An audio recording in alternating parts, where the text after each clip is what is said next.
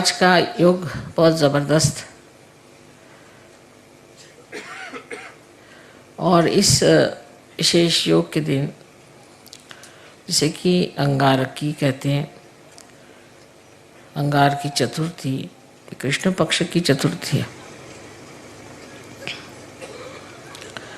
हर चतुर्थी को श्री गणेश का जन्मदिन मनाया जाता है, लेकिन जो मंगलवार को आती है, कभी कभी आती है साल में एक आध बार, कभी 2 बार, कभी 3 बार, जिस मंगलवार को अगर चतुर्थी आ जाए तो वो दिन बहुत बड़ा मनाया जाता है। और आज वही योग है कि हम लोग मंगलवार के रोज़ गणपतिपुणे में बैठे हुए हैं, जबकि यहाँ ये बड़ा भारी योग अंगारकी का माना जाता है और यहाँ पर हज़ारों लोग आते हैं श्री गणेश की पूजा करने के लिए। और इस कदर वहाँ पर गाड़ी जाम हो गई थी, 60 गाड़ियाँ सामने की, हम तो पूरा घूम के फिर आए, क्योंकि कितने भी जल्दी चलने से फ़ायदा नहीं हो, जो होना होता है इसी प्रकार होता है। और जब तक सहज में हम इस बात को नहीं समझ पाएंगे कि जो भी होता है उसको सबूरी से देखना चाहिए, उसमें सबूरी होनी चाहिए।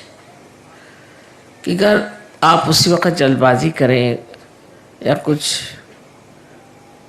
घबराहट आ जाए तो कार्य नहीं हो सकता। सबूरी करें, और सबूरी करने से बराबर सूझ जाता है कि क्या करना चाहिए, कैसे करना चाहिए।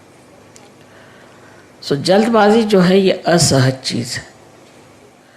सहज में आप में सबूरी होनी चाहिए, इसके बारे में साईनाथ ने बहुत कहा है कि सबूरी में रहो, साईं मिलत सबूरी में। और सबूरी शब्द जो है कुछ अपभ्रंश है मेरे ख्याल से, लेकिन इसका अर्थ होता है कि कोई भी बात हो रही है तो उसमें तितिक्षा माने ठहर जाना, देखना। और इस तितिक्षा में जब आप आ जाते हैं तो ये परम चैतन्य कार्य कर देता है और आपको बिल्कुल सही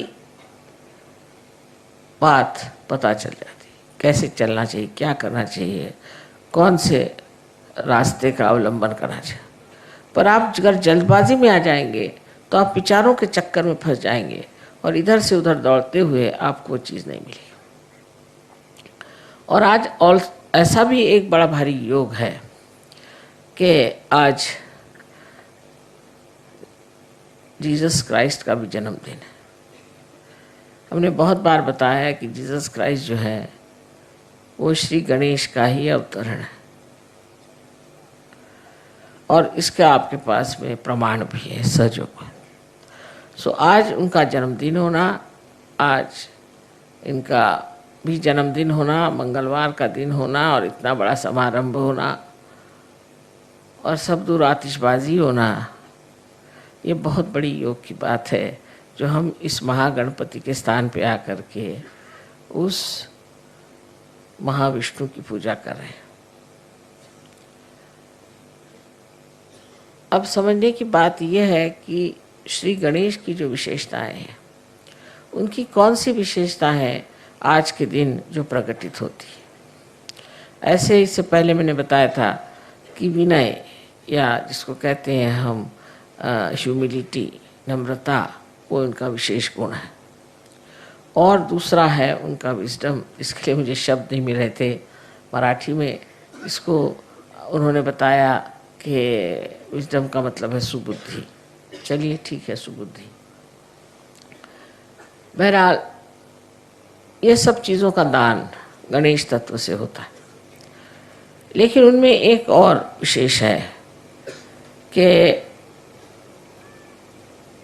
वो बहुत ठंडे दिमाग आदमी है,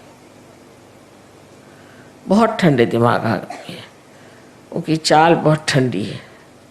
जैसे कि हाथी है, हाथी में आप देखते हैं कि बहुत धीमी चाल है, पर उसकी चाल ऐसी सुंदर होती है कि किसी भी स्त्री जो अच्छे से चलती है उसको कहते हैं गजगामिनी, माने वो हाथी के जैसे चलती है। धीरे धीरे पाँव उठाना, कहाँ पाँव रखना वो सोचना, कहीं कोई पैर के नीचे चींटी ना आ जाए, कोई जानवर नहीं आना, इसका ख्याल करते हुए वो चलते हैं। और सामने अपनी सूंड से फूंकते चलते हैं कि सामने कोई और ऐसी चीज़ हमारे सामने नहीं आ जाए कि जिससे हमारे हाथ से वो नष्ट हो जाए। दूसरे वो सिर्फ घास खाते हैं और घास खा कर के भी इतने बलिष्ठ होते हैं कि जो बड़े बड़े काम होते हैं जिसमें कि बहुत वज़न उठाना पड़ता है, वहाँ पर सिर्फ हाथी का ही उपयोग होता है। तो इस हाथी की जो विशेषता है वो ये भी है कि ये बहुत धीमी तबीयत का आदमी है, किसी मामले में जल्दबाजी नहीं करता। और दूसरी इनकी जो और विशेषता है वो ये है कि ये इनकी जो स्मरण शक्ति है, मेमोरी है, बहुत स्ट्रांग है, बहुत स्ट्रांग स्मरण शक्ति। किसी अगर बच्चे को बचपन में भी देख लेगा तो कितना भी बड़ा हो जाएगा उसको पहचान लेगा। उसी तरह से ये लेफ्ट साइड में श्री गणेश का कार्य होने के कारण आप भी जानते हैं कि जब आपकी लेफ्ट साइड कमज़ोर हो जाती है तो आपकी मेमोरी ख़त्म हो जाती है। और इसलिए हम लोग हमेशा लेफ्ट साइड को उठाते हैं जब मेमोरी ख़त्म हो जाती है। वजह यह है कि आपके अंदर का गणेश तत्व कम हो गया। जब आप राइट साइडेड हो जाते हैं तो आपका लेफ्ट साइड का जो गणेश तत्व कम होते जाता है। जो आदमी बहुत ज़्यादा काम करते हैं, मेहनत करते हैं, उनकी मेमोरी जो है आप देखिए बुढ़ापे में इतनी ख़राब हो जाती है कि वो खुद को भी पहचान पाते हैं या नहीं, ऐसा प्रश्न पड़ जाता है। इसलिए श्री गणेश का जो एक विशेष गुण है कि उनकी सुबुद्धि तो है ही, पर उस सुबुद्धि के साथ उनकी जो स्मरण शक्ति है वो बहुत तीक्ष्ण है।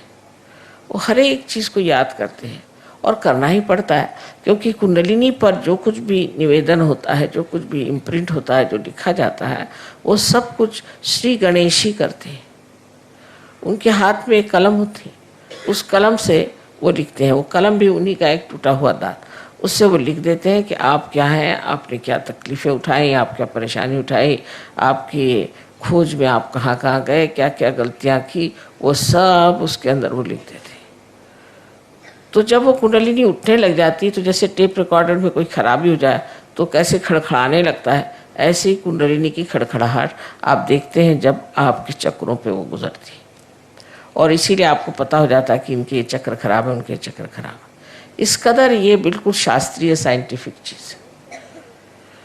तो गणेश तत्व के एक ही गुण नहीं है कि अबोधिता रहे और मनुष्य बहुत निष्पाप रहे, इसी से नहीं होता, पर उसका अनेक गुण है। उसमें से एक गुण ये भी है कि आपके अंदर विजडम होना चाहिए, सुबुद्धि होनी चाहिए, ये जानना चाहिए अच्छा क्या है और बुरा क्या है। अब जो आज की अंगारिका जो है, अंगार की जो आज की विशेष चतुर्थी मानी जाती है, ये क्या चीज़ है? इसमें ऐसा है कि श्री गणेश स्वयं जो है वो अंगार को ठंडा करते हैं। कुंडलिनी भी देखिए तो एक ज्वाला ही है, जैसे कि कुंडलिनी जो है उसकी प्रक्रिया ज्वाला की भांति है, क्योंकि ऐसे तो सब चीज़ पृथ्वी के तरफ जाती है। आप जानते हैं कि गुरुत्वाकर्षण से, ग्रेविटी से सारी चीज़ें पृथ्वी की तरफ जाती है, और सिर्फ ये जो ज्वाला है यही ऊपर जाती है। कोई सी भी आग ऊपर की तरफ जाती है और बाकी सब चीज़ें पृथ्वी की तरफ दौड़ती है। ऊर्ध्व गति सिर्फ एक इस चीज़ को मिलती है कि जो अग्नि है, और इसलिए ये जो है ये आपकी अग्नि को शांत कर सकते हैं। ये दो तरह से अग्नि को शांत करते हैं। एक तो ये कुंडलिनी को शांत कर देते हैं, कुंडलिनी को ये बता देते हैं कि इस आदमी में ये दोष है, ये तकलीफ़ें हैं, कोई हर्ष नहीं, तो भी आप इनको पार कराइए, क्योंकि कुंडलिनी का बालक श्री गणेश और जो आप में बालक है वो श्री गणेश है। तो वो उसी आत्मीयता से उस कुंडलिनी को समझा देता है कि तुम तो माँ हो और मैं चाह रहा हूँ कि मैं इनमें जागरूक हो जाऊँ, तो तुम मेरी मदद करो। और वो इस तरह से शांत हो जाती है सोच करके कि मेरा बालक ही ये चीज़ को मांग रहा है, तो वो अपनी जो भी उनके अंदर गर्मी हो, कुछ हो, उसमें एक तरह से शांति आ जाती है। जैसे कि आपने सुना होगा कि एक बार देवी बहुत नाराज़ हो गई और उन्होंने देखा कि संसार में बहुत कुछ लोग बहुत गलत काम कर रहे हैं, और उसे इतनी तकलीफ़ हुई, इतना संताप हुआ कि ये सारी सृष्टि जो मैंने बनाई इसको ही मैं नष्ट कर देती हूँ। तो उन्होंने ये सोच करके और सब दूर संहार की स्थिति बना ली और बहुत नाराज़ हो गई। और जब उनका नृत्य शुरू हो गया तब श्री महादेव ने ये सोचा कि देवी तो इतनी नाराज़ है, क्रुद्ध हो गई, अब सब संसार नष्ट ही हो जाएगा, तो इसका इलाज क्या है। तो उन्होंने उन्हीं का बच्चा जो कि कार्तिकेय था उसको देवी के पैर के नीचे डाल दिया। उस पर पैर रखते ही उनकी इतनी बड़ी जीभ निकल आई कि मैं क्या करूं। जो इतनी क्रोध से लाल थी वो भी उस बच्चे को देख करके एकदम शांत हो गई। इसी प्रकार ये हमारी कुंडलिनी को एक प्रकार से शांत कर देते हैं कि तुम अपने बालक को जन्म दे रही हो, इस वक्त नाराज़ी ठीक नहीं किसी भी तरह से। कभी कभी तो कुंडलिनी को हमने इतना सताया होता है क्योंकि गलत गुरुओं के पास गए या कुछ गलत हम लोगों ने भी काम किए तो बेचारी कुंडलिनी लस्तम पस्तम बिल्कुल रहती है। उसका भी आधार सिर्फ श्री गणेश है जो उसको ढकेलते हैं ऊपर की तरफ। श्री गणेश की शक्ति से ही कुंडलिनी ऊपर उठ सकती है, इसीलिए उनको अंगार कहते हैं क्योंकि वो अपनी शक्ति कुंडलिनी को दे देते हैं। और कुंडलिनी में जो आग है या जो उसकी ज्वालाएं उठती हैं वो शांत है। आपने कभी सुना नहीं होगा कि इस तरह की शांत भी ज्वालाएं होती हैं। एकदम शांत ज्वालाएं हैं, सप्त रंग की होती हैं और एकदम शांत ज्वालाएं हैं और सहस्त्रार में आपको दिखाई देती है ये कितनी शांत है। ये सारा कार्य श्री गणेश ने किया हुआ।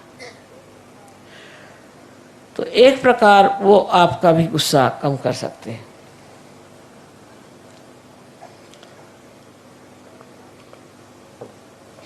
आपकी भी नाराज़गी दूर कर सकते हैं। और जब हम नाराज़ हो जाते हैं तो उसमें हम बहक जाते हैं और हमें याद ही नहीं रहता कि हमें क्या करना चाहिए क्या नहीं करना चाहिए। उसमें हम किसी को मार सकते हैं, पीट सकते हैं, किसी को खून कर सकते हैं, कुछ भी कर सकते हैं। उस वक़्त जो कंट्रोल होता है वो सिर्फ श्री गणेश से होता है और श्री गणेश जो है आपके गुस्से को ठंडा कर देते हैं। अब देखिए कि ईसा मसीह भी उसी तरह के हैं कि उन्होंने ये बताया कि सबको क्षमा कर दो, जिसने तुम्हें तकलीफ़ दी उसके प्रति तुम गुस्सा करते हो, पर अगर तुम सबको क्षमा करना एक बार सीख लो कि सबको क्षमा कर दी। जिन्होंने उनको इतना अपमान करके, इतना सता करके और सूली पे चढ़ाया, उनके लिए भी उन्होंने परमात्मा से, अपने पिता से कहा कि हे पिता इनको क्षमा कर दो क्योंकि ये जानते नहीं हैं कि क्या करें। ऐसे जब ईसा मसीह ने कहा तो आप सोचिए जिस लोगों ने उनको क्रूस पे चढ़ाया, इतना परेशान कर दिया, उनके लिए भी उन्होंने इतनी क्षमा की वृत्ति ली। सो ये उनका एक चरित्र है, एक स्वभाव है। और दूसरा भी ईसा मसीह का चरित्र ऐसा है कि जब लोग उनके मंदिर के सामने बैठ करके और चीज़ें बेच रहे थे, जैसे अपने यहाँ भी है, मंदिरों में लोग जाते हैं तो वहाँ चीज़ें बेचते हैं और वही चीज़ चढ़ाते हैं, जैसे एक नारियल को चढ़ाया फिर ला के उसको बेचते हैं, मैंने उसका बिजनेस बना लेते हैं। तब उन्होंने हाथ में एक खंडर लेके सबको मारा और कहा कि तुम ये बिजनेस नहीं कर सकते, तुम्हें अगर करना है तो ठीक है, जो कुछ भी है वो स्वच्छ तरीके से होना चाहिए। ये नहीं कि जो आप भगवान को चढ़ा रहे हैं उसको लाकर फिर बेच रहे हैं, जो हार भगवान को चढ़ा रहे हैं उनको लाकर फिर बेच रहे हैं, इस तरह की चीज़ उन्होंने कहा बिल्कुल ही गलत बात है। और इतना उन्हें क्रोध आया कि उन्होंने हाथ में हंटर लिया और उसको सबको तड़ातड़ मारना शुरू कर दिया। ये दूसरी साइड है। ऐसे ही श्री गणेश की भी एक दूसरी साइड है। दूसरी साइड गणेश की ये है कि जिस वक्त कोई भी राक्षस या दुष्ट आपको परेशान करेगा या तंग करेगा तो वो गणपति है, माने गणों के वो राजा है, तो वो उन राक्षसों को और दुष्टों को नष्ट करते हैं, उनको एकदम उनका सर्वनाश कर देते हैं। आपको कुछ कहने की ज़रूरत ही नहीं है, आपको कुछ बताने की ज़रूरत नहीं, वो खुद ही आपके साथ लगे हुए हैं गण लोग और वो ऐसे लोगों को ठीक ही कर देते हैं जो आप लोगों को तंग करें। सहयोग में आप लोग जान लीजिए कि आप पूरी तरह से सुरक्षित हैं और आपको कोई भी नहीं दुख दे सकता। हाँ, अगर आप सहयोग में हैं तो आपके गण जो हैं वो चारों तरफ घूम रहे हैं और वो यहाँ भी पधारे हैं। और वो हर समय आपके ऊपर अपनी सुरक्षितता का उन्होंने पूरी तरह से आपके ऊपर अपना आच्छादन डाल दिया, पूरी तरह से आपको ढक लिया। आपको कोई भी तरह की तकलीफ परेशानी नहीं हो सकती। फिर आप उसको चमत्कार कहते हैं, माँ किस तरह से मैं बच गया, पता नहीं क्या हुआ, मैं कैसे बच गया। ये सब गणों का काम है। और गण ये कार्य जब करते हैं तब समझ लेना कि आप वाकई में एक सहयोगी हैं। अगर वो ये कार्य आपके लिए नहीं करते हैं तब तो समझना है कि आप अभी तक पूरी तरह से सहयोगी नहीं हो। दूसरी बात गणों की ऐसी होती है कि हमेशा हमारे शरीर में भी वो कार्यान्वित रहते हैं। शरीर से बाह्य की चीज़ें जो करते हैं वो सिर्फ आप जब पार हो जाते हैं, जब आपका संबंध परमात्मा से हो जाता है, तब वो आपका शरीर और आपके सब धन और आपकी सब चीज़ें, बच्चे, सबको संभालते हैं। पर उससे पहले हमारे अंदर वो एंटीबॉडीज़ बन करके जीते हैं। और ये जो एंटीबॉडीज़ होती हैं यही हमें रोगों से बचाती है और उससे हम लड़ झगड़ सकते हैं। तो इसका चक्र जो है सेंटर हार्ट, यहाँ पर स्टर्नम करके जो हड्डी है उसके अंदर शुरू में होता है। 12 साल तक ये एंटीबॉडीज़ तैयार होती हैं और वो फिर सारे शरीर में दौड़ करके तैयार रहते हैं। जब भी कोई परेशानी होगी तो स्टर्नम हिलने लग जाएगा और उसके हिलते ही जैसे रिमोट कंट्रोल होता है इस तरह से इनको पता हो जाता है। और ये फिर उस आने वाले कोई भी जो आदमी आपके ऊपर आक्रमण कर रहा है या कोई सी भी चीज़ आक्रमण कर रही है, कोई वायरस आ रहा है या किसी भी तरह का कोई रोग आपके अंदर घुस रहा हो, उससे ये लड़ते हैं। और जब आप माँ के विरोध में कार्य करते हैं, माँ के विरोध में काम करने का मतलब है नैतिकता से गिर जाना। पिता के विरोध में जाने का मतलब है कि आप कार्यशील न हो, कार्यक्षम न हो, आप कार्यकर्ता न हो, आप में आलस्य आ जाए। ये तो पिता के खिलाफ पाप है। लेकिन माँ के खिलाफ पाप है जहाँ आप अपनी नैतिकता को खो देते हैं। जिन्होंने अपनी नैतिकता को खो दिया है ऐसे लोगों का ये चक्र बहुत कमज़ोर हो जाता है और इसीलिए फिर ये चक्र जो है इसको ठीक करने में बड़ी मुश्किल हो जाती है। और जो लोग इस तरह से गिर जाते हैं और उनका ठीक होना भी मुश्किल हो जाता है। जैसे एड्स की बीमारी है या इसी तरह की जो बीमारियां हैं जिसे कि हम गुप्त रोग कहते हैं, ये सारे गुप्त रोग अनैतिकता से आते हैं। और ये अनैतिकता के रोग जो हैं किसी तरह से भी ठीक नहीं हो सकते जब तक आपके गणेश तत्व ठीक नहीं हो जाएगा।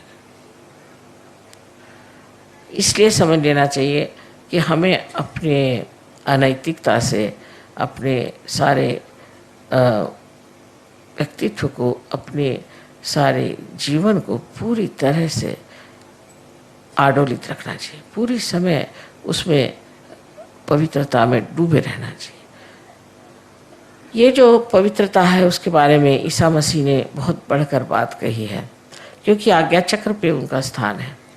इसलिए उन्होंने आज्ञा चक्र पे बहुत बड़ी बात कही और वो ये कहा कि तुम्हारे आँखों में भी कोई भी अपवित्रता नहीं होनी चाहिए।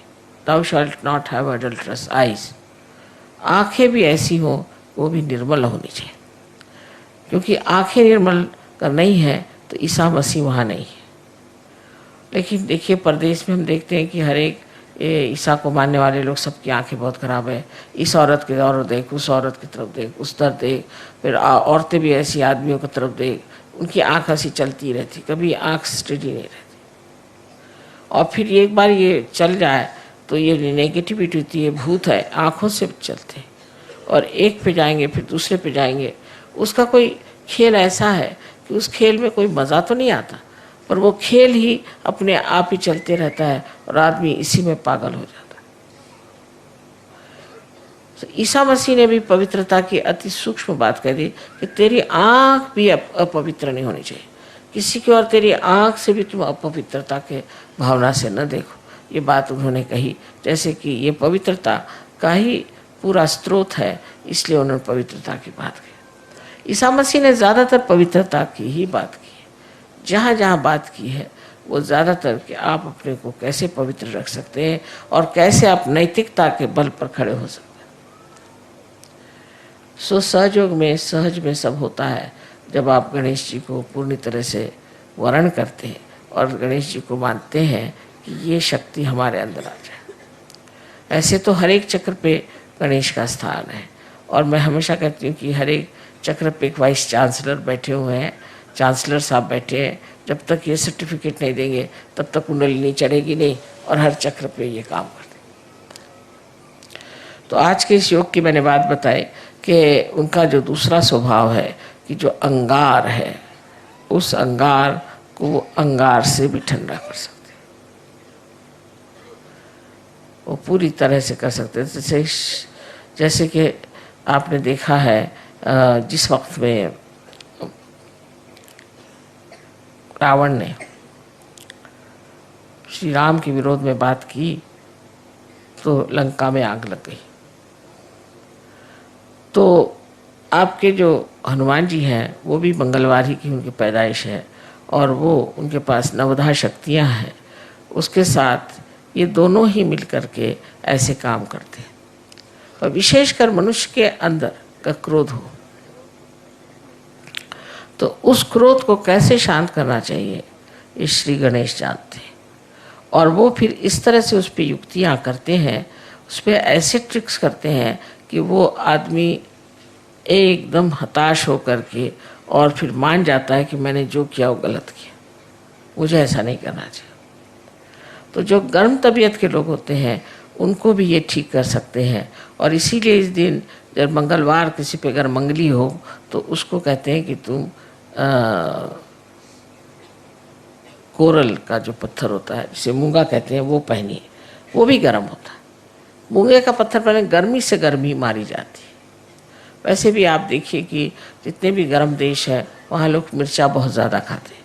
कहीं भी जाइए आप, अगर आप इंडिया में जाइए तो है ही साउथ इंडिया का खाना इतना मिर्चे वाला होता है कि आप खा ही नहीं सकते। और अगर आप और जगह जाइए, चाइना में भी जो साउथ का चाइना है जैसे कैंटून वगैरह, वहाँ बिल्कुल बहुत मिर्ची खाना होता है। इसी प्रकार आप इटली में भी जो साउथ है या फ्रांस में साउथ है वहाँ लोग बहुत मिर्चा खाते हैं। क्यों खाते हैं? क्योंकि मिर्चे से मिर्च मिटती है, गर्मी से गर्मी चली जाती है, इसलिए वो मिर्चा खाते हैं जिससे खूब पसीना आए और उनको ठंडक बनी रहे। इसी प्रकार श्री गणेश भी अपनी गर्मी से आपकी गर्मी ठीक करते हैं। आपके अंदर अगर कोई अहंकार हो जाए तो इस तरह से वो आपको दिखा देते हैं अपना प्रताप कि उससे फिर आप खुद ही ठंडे हो जाते हैं। और ये जितनी भी बीमारियां हैं इसमें भी बहुत गर्मी निकलती है, बहुत जनरेट होती है, और इस गर्मी के कारण ही आदमी अस्वस्थ हो जाता है। इसलिए ठीक है कि हम इस गर्मी का ही इलाज करें और उसके लिए श्री गणेश की आराधना करें और उनके प्रति अपने को विशेष रूप से समर्पित करें। आज का दिन बहुत ही बड़ा मैं सोचती हूँ, जो ये 3 चीज़ों का योग यहाँ हो गया कि आज ही ईसा मसीह का जन्म है, आज ही मंगलवार है, आज ही श्री गणेश का भी जन्मदिन है, और आप लोग सब गणपतिपुरे में आए। ये सब कुछ इस कदर बन गया आज कि मुझे इससे बड़ा सहज में ही जो एक चमत्कार होता है ऐसे लग रहा है कि बड़ा भारी चमत्कार है कि इस वक्त सब लोग आए। पर उसमें तकलीफ भी हो गई कि सब यहाँ पर इतने लोग भीड़ कर गए थे कि हम तो जाम में फंस गए और देर हो गई। पर देर या कोई सी भी चीज़ होती उसमें सबूरी की बात है। हम तो हमेशा सोचते हैं कि जो समय हमारे लिए नियत है वही समय पूजा होगी, उससे पहले हो ही नहीं सकती। तो इसलिए जो चीज़ नियति का है उसको क्यों बदला जाए, उसके तरफ लड़ाई झगड़ा करने से फ़ायदा क्या। जो है सो है, जिस वक़्त में जो होगा तब हो जाएगा, तब पूजा हो जाएगी। उसमें अब इस वक्त पूजा नहीं हो रही, ये टाइम था, हम कोई घड़ी के गुलाम तो है नहीं। लेकिन इसके फ़ायदे कितने होते हैं ये आप आगे जाकर देखेंगे कि अगर आप टाइम का गुलामी नहीं करें तो बहुत कुछ सहयोग फैल सकता है। पर जो आदमी टाइम की गुलामी करता है वो कभी सहयोग नहीं फैला सकता, क्योंकि उसको हमेशा रहता है ये टाइम में ये करना है, ये टाइम में करना है, और सहयोग के लिए उसको टाइम ही नहीं मिलता। पर जो कहेगा कि मुझे सहयोगी करना है तो पूरा टाइम उसके लिए पड़ा हुआ है और पूरी चीज़ बढ़िया तरीके से हो जाती है। पर इस पर सिर्फ बात यह है कि एक तो अनुभव होना चाहिए, और अनुभव होने के बाद उस पर विश्वास होना चाहिए। ऐसी ऐसी चीज़ें घटित हो जाती हैं। बहुत लोग सुबह से शाम तक मुझे अपने चमत्कार बता रहे थे, कि माँ मैं तो परेशान था कि जा रहा हूँ, कब मुलाकात होगी, वो आएंगे। देखता क्योंकि सामने ही चले आ रहे। किसी भी चीज़ की आपके मन में इच्छा हो जाए वो चीज़ पूरी हो सकती है, पर विश्वास की बात है। और विश्वास में अंधविश्वास सहयोग में नहीं, बिल्कुल अंधविश्वास नहीं, श्रद्धा है। जहाँ पर कि हम पूरे दिमाग से सब देखे हैं, जब हमने सब देख लिया और तब भी हम नहीं मानेंगे तो इसे क्या कहा जाएगा? इसे कहा जाएगा कि आप बहुत ही ज़्यादा बेईमान हैं, या आप झूठ बोलते हैं, और या आप महामूर्ख हैं। इनमें से 3 चीज़ें हो सकती हैं कि आप जब सब चीज़ों को देख रहे हैं, उसको जान रहे हैं, वो सब वर्तित हो रहा है, उस पर भी आप उस पर विश्वास नहीं करते, तो फिर आप में कुछ न कुछ खराबी। ये सब देखते हुए आप सोच सकते हैं कि श्री गणेश कितनी बड़ी चीज़ है।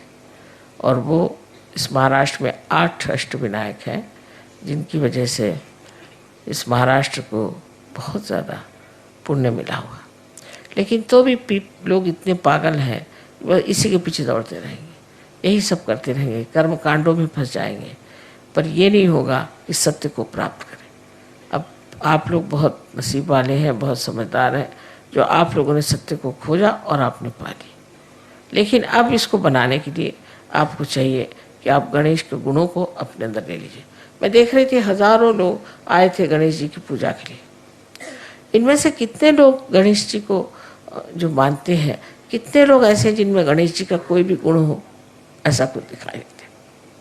शराब पिएंगे, आपस में लड़ेंगे, झगड़ेंगे, औरतों को सताएंगे, मारेंगे, पीटेंगे, सब करेंगे, और श्री गणेश के अंगारिका में पहुंच गए।